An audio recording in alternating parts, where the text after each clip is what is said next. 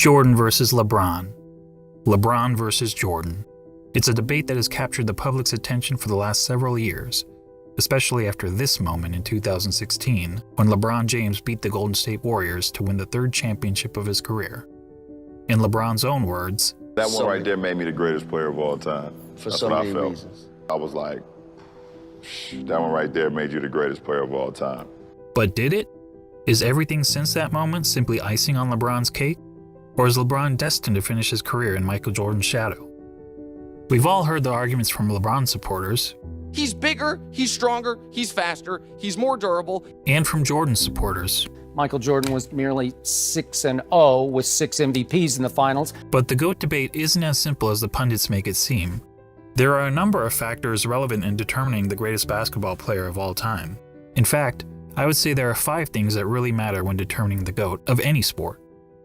These criteria are, in no particular order, accomplishments, longevity, winning, statistics, and what we'll refer to in this video as the eye test. And to be the GOAT, you don't need to be the best in any specific category, but you need to be pretty good across the board. So simply winning 7 championships, like Robert Horry did, isn't enough to get you into the conversation. When we're finished with this video, it'll be plainly obvious that one guy comes out on top. But before we get started, I want to clarify that this is not a comparison of legacies. It's about who was the better basketball player. If we were talking about legacies, Jordan's is nearly untouchable. Not only did he lead basketball to global popularity, he helped transform Nike into an empire, changed the way players played and how they dressed, and he even made it cool for guys to be bald. And while those things certainly contribute to MJ's iconic status, they don't make him a better player on the court. So let's evaluate the criteria that matter, and we'll start with individual accomplishments. Take a look. Jordan had more regular season MVPs, twice as many finals MVPs, 9 more scoring titles, and several more selections to the NBA's All-Defensive team, including once being named Defensive Player of the Year. LeBron has more All-Star appearances, but that's largely due to his having played more seasons. In fact, when taking into account retirements and major injuries, Jordan essentially played 13 seasons compared to 17 seasons for LeBron, making Jordan's significant lead in accomplishments all the more impressive. And that's to say nothing of MJ's brilliant college career, which saw him twice named All-American and once awarded College Player of the Year, at a time when the country's best players actually went to college. So regardless of whether you're a LeBron fan or MJ fan, you have to give the accomplishments checkmark to Jordan. The second criteria in our GOAT analysis is longevity. And this one is also a no-brainer, but this time in favor of LeBron. Not only has LeBron played more seasons in the league, but he's had a longer peak than Jordan. Jordan's peak lasted about 10 years, whereas LeBron's peak has lasted 16 years and is still going. And he's been incredibly durable during that time, missing significant time to injury only in 2019.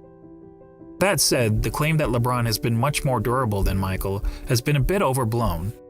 Consider that Jordan played in at least 80 regular season games 11 times in his career, including all 82 games an incredible 9 times. Compare that to LeBron, who played in at least 80 regular season games just twice, and in all 82 games just once.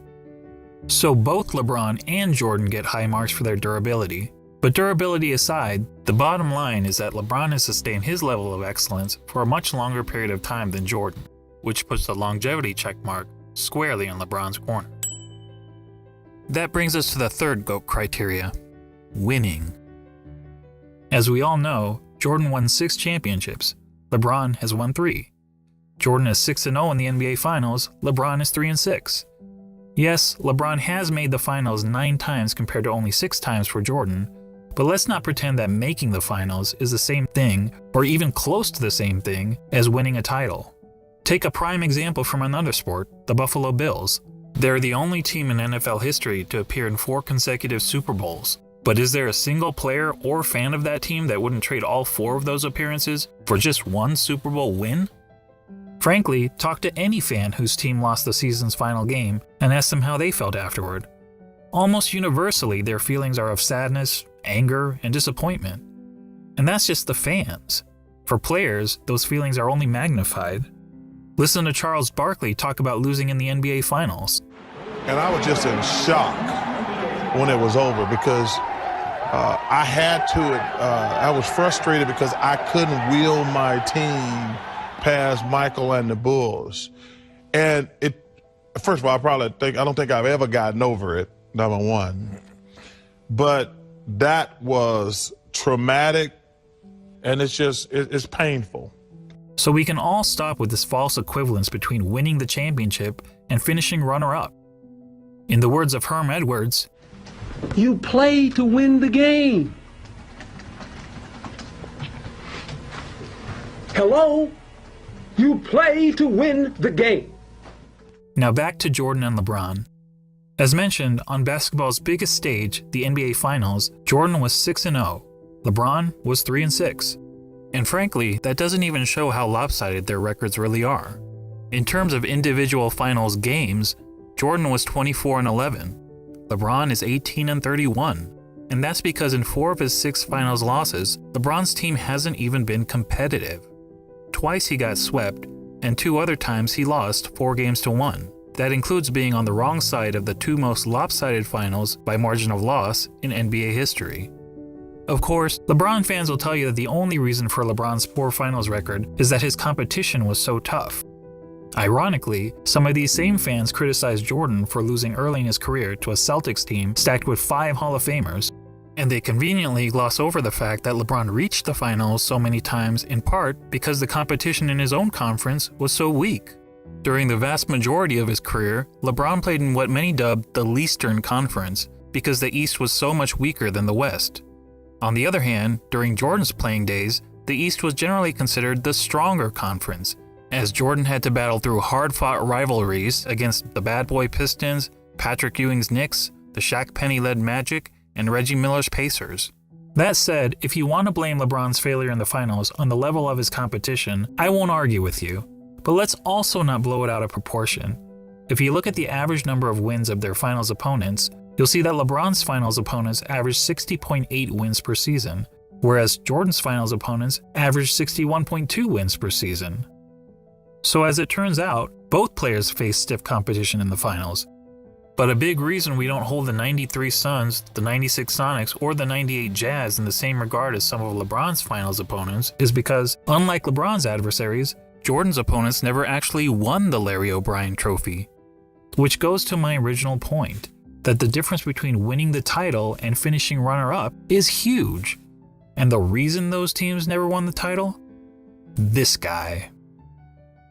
Look, I'm not trying to say that Jordan's opponents were as good as the Warriors teams that LeBron faced 4 times in the finals. The truth is that Jordan never played a juggernaut quite like that. But there's a pretty good reason for that. Jordan's Bulls were the juggernaut. They were the team winning 70-plus games. They were the team with the target on their back every year. And as the Warriors showed us, that's not an easy place to be. As great as the Warriors were, they were never able to string together 3 consecutive championships. Jordan's Bulls did it twice. So what's the greater achievement? Beating the juggernaut or being the juggernaut?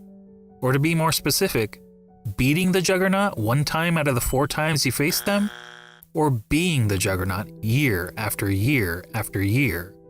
And then doing it again, year after year after year. There's no doubt that LeBron's victory over the 73-win Warriors was the highlight of his career. But it's not the first time that an underdog has won the championship, and there actually have been much bigger underdogs who ended up winning the title. But how many times have we seen a player lead his team to 6 championships in 8 years? Prior to Jordan's Bulls, only Bill Russell's Celtics ever accomplished that feat in the NBA, when they incredibly won 11 championships in 13 seasons. However, back then, there was an average of less than 10 teams in the league, and only a couple rounds of playoffs, so it was considerably easier to win a title. And no player, not even Bill Russell, ever had a run of winning 25 of 26 playoff series, as Michael Jordan did. And Michael's pattern of winning goes beyond the NBA. Let's not forget that Jordan has never won anything but gold in the Olympics, and he also earned an NCAA championship, in which he hit the first of 2 iconic championship-winning shots in his career. All that is to say, when it comes to winning, the checkmark clearly goes to Jordan. On to the 4th GOAT criteria, statistics. This one is a bit more complicated, I mean, how do you statistically evaluate two players who played in different eras under different rules at different positions? One way of doing it is to simply look at the 8 traditional statistics of basketball: points, assists, rebounds, steals, blocks, field goal percentage, free throw percentage, and turnovers.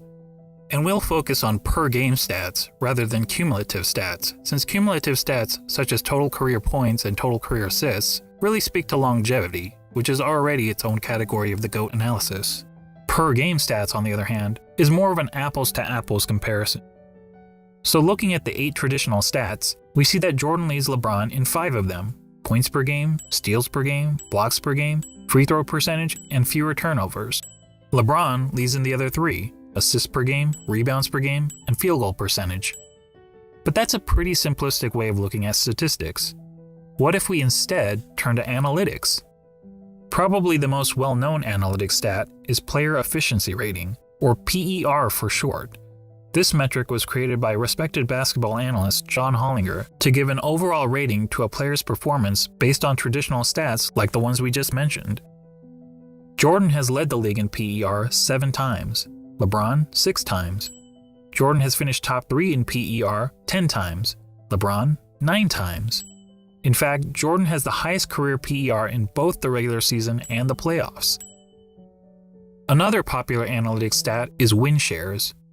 Jordan has led the league in win shares 8 times, LeBron 5 times. Jordan has finished top 3 in win shares 11 times, LeBron 6 times. And when it comes to win shares per 48 minutes, Jordan has the highest career rating in both the regular season and the playoffs. What about box plus minus? Until recently, LeBron was actually ahead of Jordan in career box plus minus. But after the 2017 season gave Russell Westbrook the greatest single-season box plus minus in history by a wide margin, the architect of box plus minus realized that the stat was fundamentally flawed. So he made some changes to improve its formula. As a result, Michael Jordan now has the highest career box plus minus in both the regular season and the playoffs. And lastly, what about value over replacement player, which on its face seems to favor LeBron James? Well, value over replacement player is a cumulative stat, and as previously noted, cumulative stats speak more to longevity than they do game-to-game dominance. That said, according to value over replacement player, Jordan owns 6 of the 9 greatest individual seasons ever played. And on a per-game basis, MJ's career rating in value over replacement player is the highest of all time in both the regular season and the playoffs. Are you noticing a theme here? Not only does Jordan beat LeBron in every ratable analytics stat, he consistently ranks as the best ever across the board. Before we move on from analytics, I want to mention a lesser-known stat called game score, another brainchild of John Hollinger. Game score measures a player's performance in a single game, so it won't tell us who's had the better career, but it does provide insight into who's had the greatest games. Now, we only have game score stats since 1983, so you won't see any mentions of Wilt Chamberlain here. That said, of the 100 highest game scores ever recorded, incredibly 19 of them belong to Michael Jordan. In other words, nearly 1 out of every 5 of the best single-game performances over the last 4 decades has been by MJ. That includes the highest game score of all time for Jordan's 69.18 rebound masterpiece. Comparatively, LeBron has had only 3 of the top 100 game scores. When discussing the GOAT, Nick Wright is fond of asking this question. The aliens come down. You have 1 game to save humanity. Who's your first pick in the history of the world? Well, Nick, I think we have our answer. Now that I've finished drowning you in numbers, let's be real. Hardly anyone watching this video knows how to calculate PER, win shares, box plus minus, value over replacement player, or game score. And why should you? This is basketball, not Good Will Hunting. So let's go back to the traditional stats that we all know and understand. But this time, let's add context to them. What do I mean by context? Well, some positions are simply better than others at racking up certain stats. Let's take rebounding as an example. In a vacuum, if we simply compare the number of rebounds per game of Brook Lopez and Jason Kidd, we might think that Lopez was the better rebounder. The truth is, relative to their positions, Lopez is statistically one of the worst rebounding centers in NBA history, whereas Kidd is statistically one of the best rebounding guards in NBA history. but even a poor rebounding center can grab more rebounds than a great rebounding guard solely by virtue of their roles on the court. So it makes sense that, to understand the context of a player's stats, we should compare them to the respective positions that they played. When comparing LeBron James to the other small forwards who have played at least 500 NBA games, this is where he ranks. Overall, that's pretty impressive. Now let's see how Jordan compares to all shooting guards who have played at least 500 NBA games.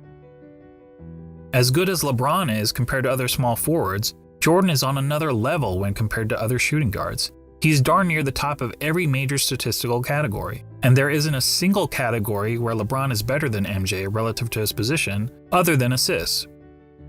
So to sum up statistics, whether comparing traditional stats or analytics, and especially when judging these players in the context of the positions they played, Jordan has a noticeable edge over LeBron. As such, we have to give the checkmark to Jordan. And that takes us to the last category in our GOAT analysis, the eye test. And to be clear, by eye test, I don't mean which of these players is bigger, faster, or jumps higher. None of that is relevant unless we're having a track and field competition. And frankly, if physical measurables mattered, then George Murasan would be in the GOAT conversation. No, what I mean by the eye test is, if you sat an average basketball fan in front of a TV to watch a player in action, what would he notice that the player is and is not great at? Thankfully, I happen to be an average basketball fan, and I've had the privilege of watching both LeBron and Jordan during their playing days. So unlike a lot of my fellow YouTubers, I haven't merely relied on highlight videos. Here's what my eyes told me when I saw Michael Jordan play, particularly during his playing days with the Chicago Bulls.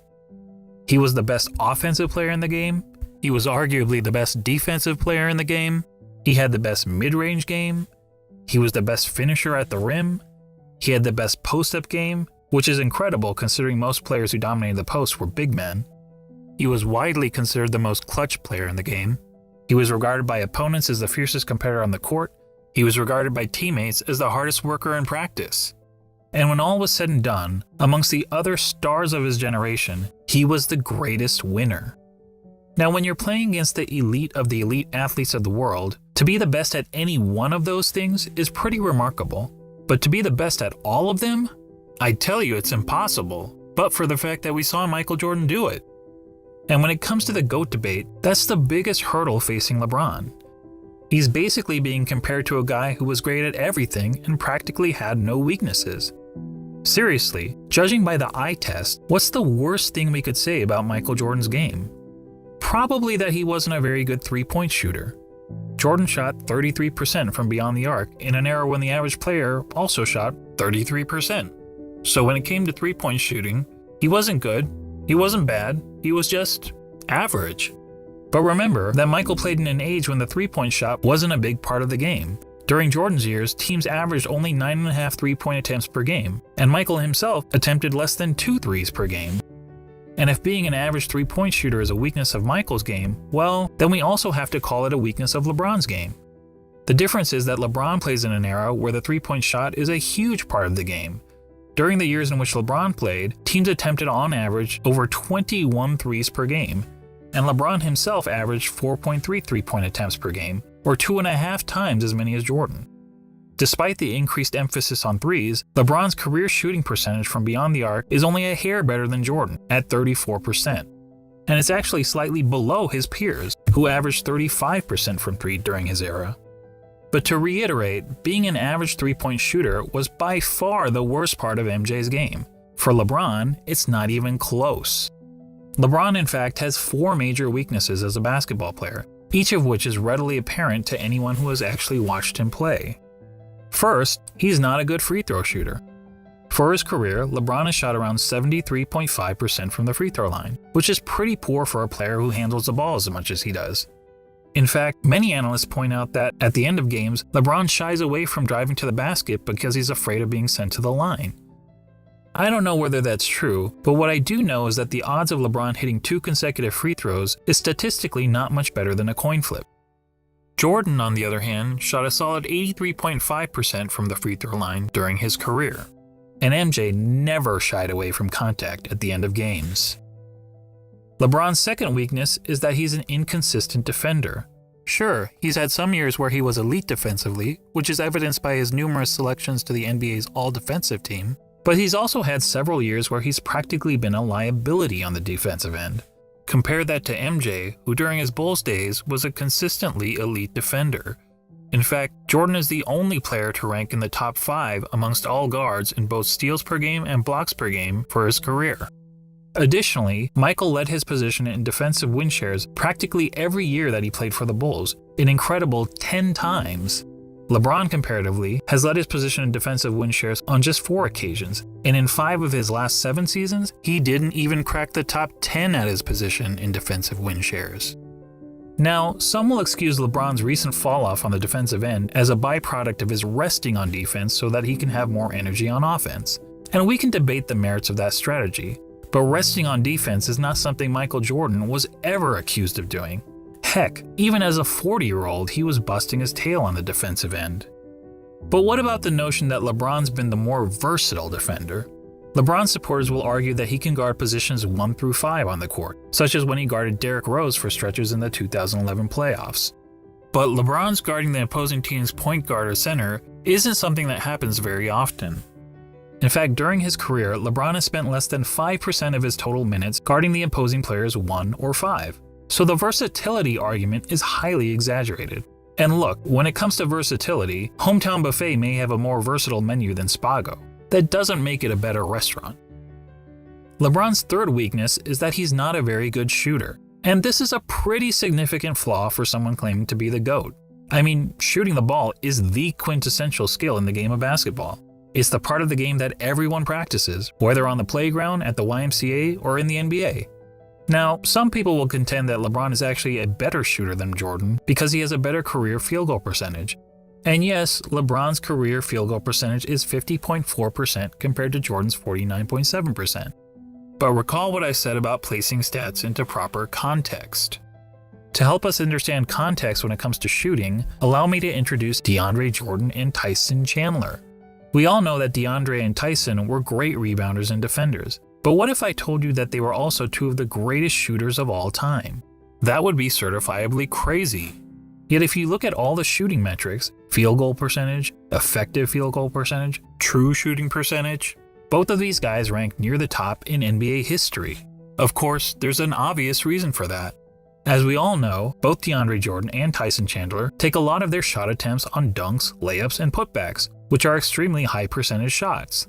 Well, guess what? So does LeBron James. In fact, every single year of his career, the shot that LeBron James has taken the most has been within 0 to 3 feet from the basket. In other words, dunks, layups, and putbacks. More than 1 of every 3 of LeBron's shots has been within this point-blank range, which is aided by his playing in an era where it's been relatively easy to get to the rim, particularly when compared to the physical era in which Jordan played. And just like every other player, LeBron is really effective from 0 to 3 feet, hitting over 73% of these shots. But how does LeBron fare from outside this range? According to basketballreference.com, LeBron's shooting percentage from outside 3 feet is 37.5%. It's even poorer in the playoffs where he shoots 35.9%. And it gets even worse in close and late situations. In the last 2 minutes of games where the score is within 5 points, LeBron hits only 31.7% of his jumpers. Look, it doesn't take a rocket scientist to know that these numbers aren't very good, which is probably why in the 2013 finals, the Spurs' defensive strategy against the Heat was to basically dare LeBron James to shoot. And keep in mind, this was against LeBron in his prime. Can you imagine an opposing coach using a similar strategy against MJ? Now, LeBron actually credits the Spurs for forcing him to work on his jump shot, but it's not as if his results have gotten much better since then. Here's LeBron's shooting percentage from outside 3 feet over the last 6 years. Yikes. Well, I'll give him this, he is consistent. For comparison, consider that in the last year of Michael Jordan's career, as an aging player on the Washington Wizards, Jordan shot close to 42% from outside 3 feet. While that's certainly not great, it means that even as a 40-year-old shell of his former self, Jordan was still a better shooter, a far better shooter than LeBron James. Unfortunately, Basketball Reference doesn't have advanced shooting metrics from Michael's Bulls days, when he was a significantly more efficient scorer, but few would argue that Michael was anything but a lethal jump shooter when he was wearing red and black. When it comes to shooting, all of us can recall practicing shots on the blacktop, counting down 3, 2, 1 before launching a shot at the rim. Well, if you were pretending to be LeBron James, you'd brick almost 2/3 of the time. Actually, that's not entirely true. If you were playing against a countdown, it would be much, much worse.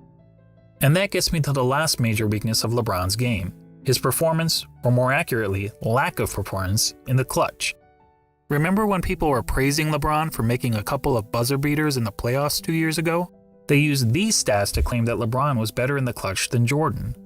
But look at these numbers carefully. What stands out to you? How about this? People were using a sample size of less than 1 shot per season to make the case that LeBron was more clutch than Jordan. That would be the equivalent of polling just 100 people in the country to try to predict the winner of the next presidential election. So let's use more telling stats, shall we? Here's a situation that's often used to determine a player's clutchness. 5 seconds to go in the fourth quarter or overtime, and your team needs a bucket to either win or tie the game. It answers the age-old question, who do you want taking the last shot with the game on the line? It turns out that in the regular season and playoffs combined, LeBron has taken 94 such shots. That's a pretty good sample size. And how many of those 94 shots has LeBron made? 19, for a shooting percentage of 20%. Let me repeat that. 20%. Guys, that's not bad in the clutch. That's atrocious. Michael Jordan in the same situation shot roughly 50%. Yes, that's right. Jordan's performance under pressure was the same as it was throughout the rest of the game. And that, my friends, is the definition of clutch. So there you go. When it comes to the eye test, our eyes tell us that one player, Michael Jordan, is great at everything and has practically no weaknesses. And the other player, LeBron James, while also having a ton of strengths, has several obvious flaws to his game. And when all is said and done, after analyzing the 5 key factors of being the GOAT, Jordan gets 4 check marks to LeBron's 1, making this GOAT debate, well, not much of a debate at all. Now, don't get me wrong, I'm not saying that LeBron James is a bad player. He's a phenomenal player. Personally, I have him on basketball's Mount Rushmore, along with Jordan, Kareem, Wilt Chamberlain, and Bill Russell. He's just not Michael Jordan. And just to underscore how good MJ was, let's ignore LeBron and Jordan for a minute and focus on the other 3 players highlighted here, Kareem, Wilt, and Bill Russell. Most would agree that these are the 3 greatest centers in NBA history, and each of them has a strong case to justify his standing among basketball royalty. Wilt is an all-time great because he was an offensive force of nature, and he holds a ton of NBA records. Russell is in the conversation because he was a dominant defender and a perennial champion. Kareem also led his team to numerous titles, and in terms of individual awards and accolades, was the most decorated of the 3. Not to mention, he had the NBA's most unguardable shot. Now imagine a center that had all the best qualities from these 3 titans. A player like that would be the basketball equivalent of Thanos. Now add to that player the highest level of intangible attributes, such as a tireless work ethic, unmatched killer instinct, and an ability to deliver in the clutch. And now you'd essentially be looking at Thanos with all of the Infinity Stones, and no one would question whether this player was the greatest of all time. But the truth is, we don't have to imagine such a player. That player already existed. He just happened to be a shooting guard, not a center. When you think about it, Michael Jordan is the real-life version of an overpowered video game character. He had all the qualities we look for in a superstar athlete, and he had it in spades. He's basically Babe Ruth, if Babe Ruth played defense like Willie Mays. And that's why, even in comparison to the other all-time greats, he is truly in a class of his own. Simply put, he's the GOAT.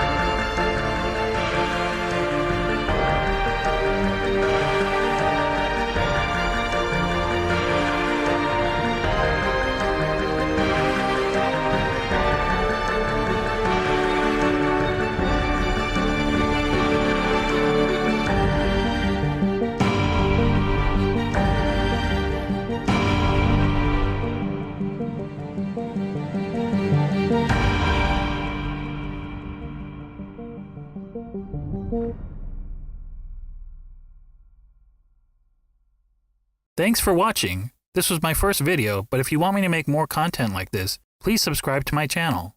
Also, if you like what you saw, please click the like button below and share this video with your friends. And leave a comment to give your thoughts on the GOAT debate.